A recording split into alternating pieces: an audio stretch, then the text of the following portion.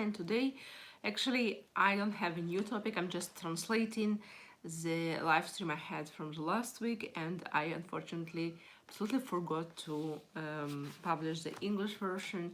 Thank you for those of you who reminded me of it. I know I don't have much English speaking followers for this channel right now, but I know that there are some customers and loyal viewers that prefer videos in English. Thank you so much for writing me in private that I just forgot to publish this translation.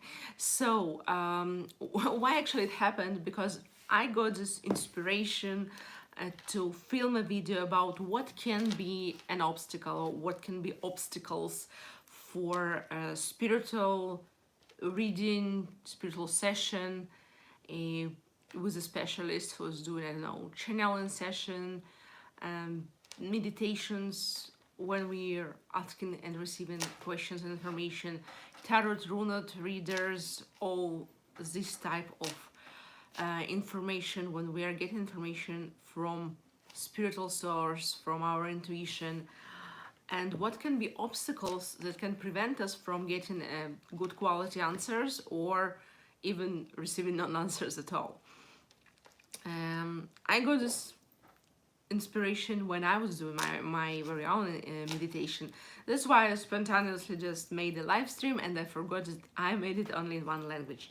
And today we're gonna talk about 5 major reasons. There are definitely much more reasons that can be mentioned. We'll start with those 5. And if it will be interesting, please let me know in the comments, and I will maybe open more videos with like talking more about specific topics and nuances. So let's start and let's talk about, first of all, what I want to say, and I was saying it for many times, you don't need spiritual session of your own or going to someone else every time when you have like a dilemma, unknown situation, some new circumstances and stuff like this. We first of all need to think, what can we check, what can we easily analyze, what information is easily Google searchable, and maybe we don't need this special approach, special time, money, effort. Maybe some things are so much on the surface that you do not need to pray for it, you don't need to meditate on it, you don't need to do tarot or rune readings, you don't need to go to a channeler of any kind. So first of all, we're thinking, what can I analyze? What data is available? What can I analytically figure out without special spiritual support? So all spiritual sessions are not instead of thinking, instead of analyzing, and we never need to think that spiritual session, spiritual, channeling or tarot reading will tell us exactly what to do. We will get additional information that maybe is not reachable by standard, Google search, statistics, data analysis, stuff like that. So first of all, we need to check if we really need spiritual session.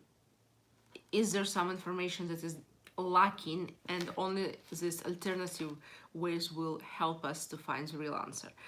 Then let the reader or the channeler, the spiritual guide that you choose, lead the session, lead this meeting. What I mean is, sometimes people come to spiritual practices and say, hey, I know that you do channeling and tarot reading. Let's make the session just with tarot reading. I don't like channeling. Let's just skip it. Or I know that you're an astrologist and a rune reader. Let's focus on astrology. And then I want this affirmation card that you have in that deck. And this deck I don't like at all. Let's not use it. So it will not be effective, because the reader feels what is right for him or her to do, and they will do the most effective spiritual session if they will be allowed to use their tools in a way they feel that is more effective for them to receive information.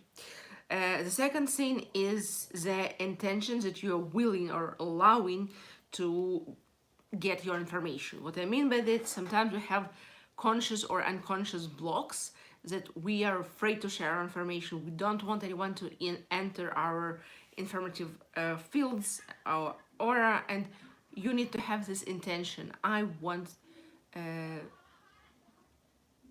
universe, my spiritual guides, my soul, to help this person to receive information about me.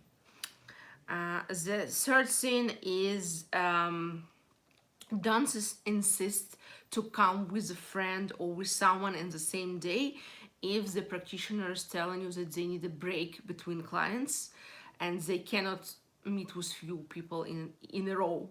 There are many reasons for this, and it's a big topic to open and talk why. I'm, for example, also one of those people that cannot do spiritual sessions one after another. Oh, sorry, my battery is dying. I will put the charger on. So be careful that many people, me included, cannot do spiritual sessions one after another. I definitely can do a coaching session with a break about like 10 minutes, but spiritual sessions when I'm going into more in energy and chakras and information about future, I cannot do in a row. And I'm honest to say it. By the way, it's a good indicator that probably the person you're meeting is an honest specialist, that unfortunately in all private practices, but especially with spiritual ones, sometimes we meet people that are not exactly delivering what they promised, let's say it like this. So yeah, please respect it and don't apply pressure that I'm coming with my friend, I'm not coming at all. So the specialist that knows how the most effectively he works, and he knows that he cannot do spiritual sessions one after another, will just say, just don't come. I, by the way, had something like that like a month ago. Now I'm working full-time as a career coach, and I really don't have much time for my spiritual practice, so I'm meeting with people once a week for 1 or 2 coaching sessions and up to 1 session per week for spiritual practices. And I had this nice lady that asked me a lot of questions about spirituality, about channeling, about tarots and tarot cards, and I was very patient answering all those questions. And then she told me, can I come with a friend? Because I don't know why, it was like a Zoom meeting. She lives in another state. I said, no, I can schedule for you for this week and for your friend in 2 weeks. And I said, no, it doesn't work this way. We want to come on the same day together. When can we come together? And I said, unfortunately, you can't. So don't insist on it. Also, I want to say one more thing is respect and accept if you cannot, if the specialist says that they feel that they cannot meet with you on specific date, or they say, I'm not feeling my best, I need to reschedule. Please don't say, oh, that will be fine, please, let's just do it. I was just so waiting for it, so let's do it. Because if the person feels that they cannot work with this, gentle and unique spiritual energies, and they need to reschedule, it shows that people are responsible. Also, I want to say, if you are a tarot reader or a channeler, or you're working with, I don't know, something that has to do something with energy and spiritual practices, and you feel that it's not the best day, maybe you feel that your energy is not in the best shape, or just feel that there is like something in energy around you, the energy of the city, the energy in general, maybe you just feel that it's not right timing, even if it feels uncomfortable or maybe a little bit embarrassing, reschedule your sessions. That's totally fine. That's your right. You need to do your best in those practices, and if you feel that it's right for you and for your spiritual path, please do so. Last but not least, to those people that decided to go to spiritual practitioner, please do not hide information. Even if you're like ashamed of something, or if you want to check, or lying will not help you check anything, because all spiritual practices are a lot about interpretation.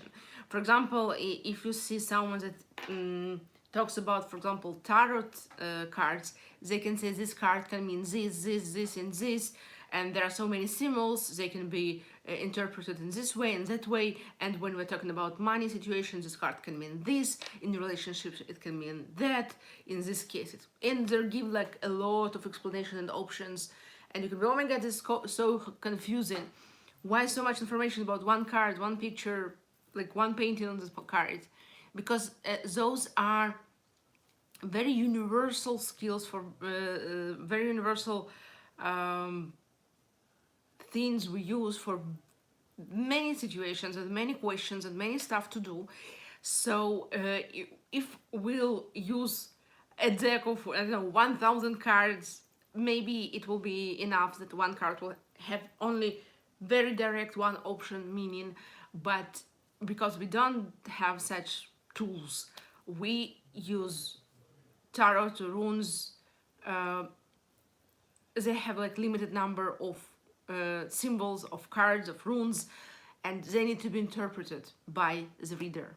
The same with channeling. If it's a channeler that is seeing like some pictures or symbols, they need also to interpret it. And if they will have false information, misleading information, the interpretation will also not be good quality and can be very confusing and be, of course, misleading, not informative. Just don't come to this person if you feel that it's a wrong person for you. Something like that. So I'm today a little bit on a run, so I'm gonna run wherever I'm going. Thank you for watching. If you have any questions, please let me know in the comments, and see you in my next live stream. Please subscribe, hit the bell, so you will not miss new live streams and new informative videos on this and other topics. I want to remind you, this channel is about spiritual practices, about positive psychology, about decision-making processes and coaching, about immigration. So please, if one or few of those topics are something that can be interesting to you, please subscribe. See you soon and have a good day. Bye bye.